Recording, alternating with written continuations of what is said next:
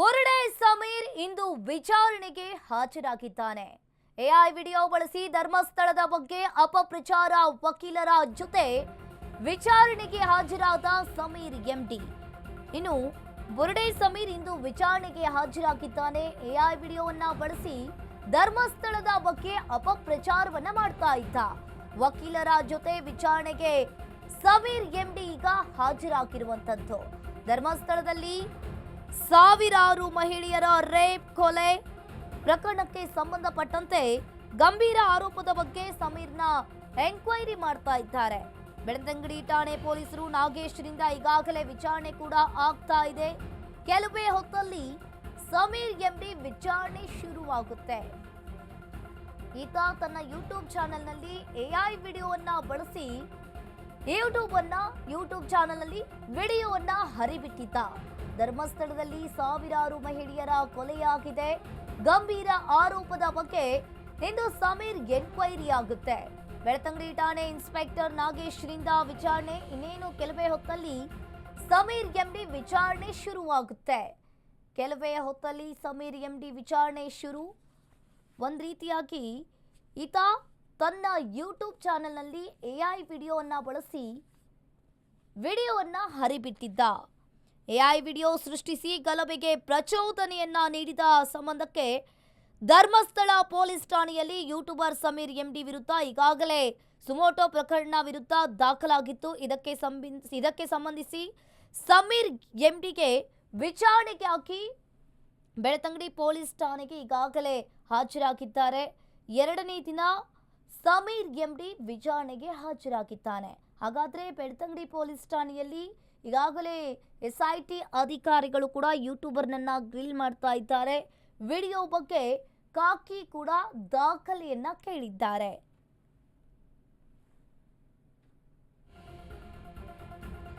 ಅಪಪ್ರಚಾರ ಸಂಬಂಧ ನಿನ್ನೆಯೂ ಕೂಡ ಸಮೀರ್ನನ್ನ ವಿಚಾರಣೆ ಕೂಡ ಮಾಡಿದ್ರು. ಯೂಟ್ಯೂಬರ್ ವಿರುದ್ಧ ಸುಮೋಟೋ ಕೇಸ್ ಇಲ್ಲಿ ದಾಖಲಾಗಿದೆ.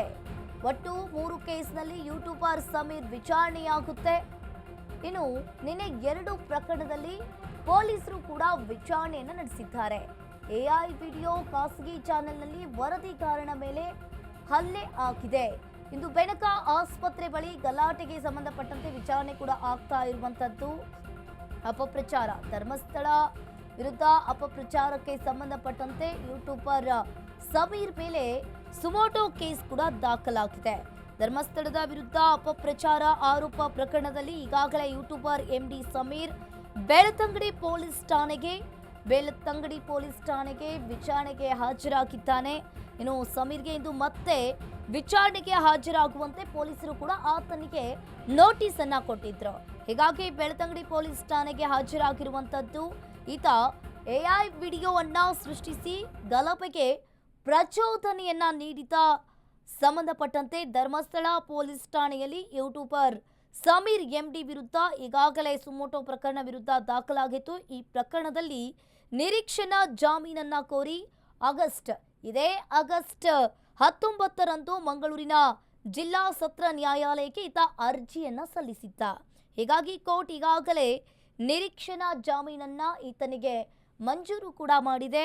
ಇನ್ನು ಒಂದೇ ಪ್ರಕರಣದಲ್ಲಿ ಮಂಗಳೂರು ನ್ಯಾಯಾಲಯದಿಂದ ಜಾಮೀನು ಸಿಕ್ಕ ಬಳಿಕ ಬಂಟ ಧೈರ್ಯವನ್ನ ತಂದುಕೊಂಡಿದ್ದ ಸಮೀರ್ ಮತ್ತೆ ಲೈವ್ಗೆ ಬಂದು ಮಾತನಾಡಿದ್ದಾನೆ. ಈತನಿಗೆ ನಿರೀಕ್ಷಣಾ ಜಾಮೀನನ್ನ ಕೊಟ್ಟ ಮೇಲೆ ಮತ್ತೆ ಬಂಟ ಧೈರ್ಯದಿಂದ ಈತ ತನ್ನ ಯೂಟ್ಯೂಬ್ ಚಾನೆಲ್ ಮೂಲಕ ಮತ್ತೊಂದು ವಿಡಿಯೋನ ಹರಿಬಿಟ್ಟಿದ್ದಾನೆ. ಎಐ ವಿಡಿಯೋಗೆ ಬಳಸಿದ್ದ ಎಲ್ಲ ಎಲೆಕ್ಟ್ರಾನಿಕ್ ಡಿವೈಸ್ಗಳನ್ನ ಪಡ್ಕೊಂಡಿರುವಂತದ್ದು. ಸಮೀರ್ ಮೊಬೈಲ್ ವಶಕ್ಕೆ ಈಗಾಗಲೇ ಕಾಕಿ ಪಡ್ಕೊಂಡಿದ್ದಾರೆ. ಕೊಲೆ ಅತ್ಯಾಚಾರ ಆಗಿದೆ ಅಂತ ಹೇಳಿ ಈಗಾಗಲೇ ಸಮೀರ್ ಎಂಡಿ ಹೇಳಿದ್ದಾನೆ. ಗಂಭೀರ ಆರೋಪದ ಬಗ್ಗೆ ಪೊಲೀಸರು ಕೂಡ ಈಗಾಗಲೇ ದಾಖಲೆಗಳನ್ನ ಕೇಳಿರುವಂತದ್ದು. ಆರೋಪದ ಬಗ್ಗೆ ದಾಖಲೆಯನ್ನ ಕೊಡದಿದ್ರೆ ಸಮೀರ್ಗೆ ಇಲ್ಲಿ ಸಂಕಷ್ಟ ಎದುರಾಗುತ್ತೆ ಅನ್ನೋದು ಕಾಣಿಸ್ತಾ ಇದೆ. ಎಐ ವಿಡಿಯೋಗೆ ಬಳಸಿದ್ದ ಎಲೆಕ್ಟ್ರಾನಿಕ್ ಡಿವೈಸ್ಗಳು ಹಾಗೆ ಸಮೀರ್ ಮೊಬೈಲ್ ವಶಕ್ಕೆ ಪಡ್ಕೊಂಡಿದ್ದಾರೆ ಕಾಕಿ. ಏನು ಕೊಲೆ ಅತ್ಯಾಚಾರ ಆಗಿದೆ ಅಂತ ಹೇಳಿ ಸಮೀರ್ ಒಂದ್ ಕಡೆ ಹೇಳಿರುವಂತದ್ದು. ಒಂದ್ ರೀತಿಯಾಗಿ ಗಂಭೀರ ಆರೋಪದ ಬಗ್ಗೆ ಪೊಲೀಸರು ಕೂಡ ಆತನಿಗೆ ದಾಖಲೆಗಳನ್ನ ಕೇಳಿದ್ದಾರೆ.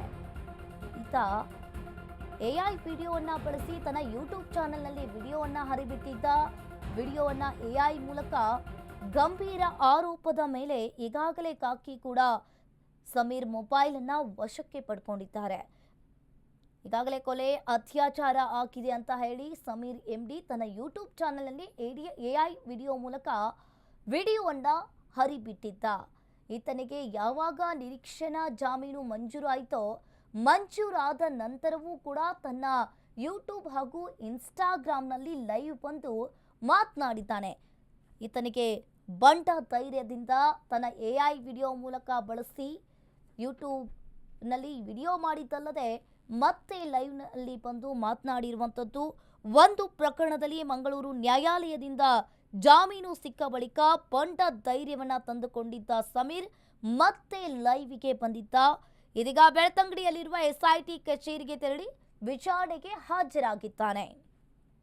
ಧರ್ಮಸ್ಥಳ ವಿಚಾರದಲ್ಲಿ ಮಾತನಾಡುವಾಗ ಈಗಾಗಲೇ ಸಾಕಷ್ಟು ಅವಹೇಳನಕಾರಿಯಾಗಿ ಈತ ಮಾತನಾಡಿರುವಂಥದ್ದು. ಅಪಪ್ರಚಾರಕ್ಕೆ ಸಂಬಂಧಪಟ್ಟಂತೆ ನಿನ್ನೆಯೂ ಕೂಡ ಎಸ್ಐಟಿ ಅಧಿಕಾರಿಗಳು ಈತನಿಗೆ ವಿಚಾರಣೆಯನ್ನ ಮಾಡಿದ್ರು.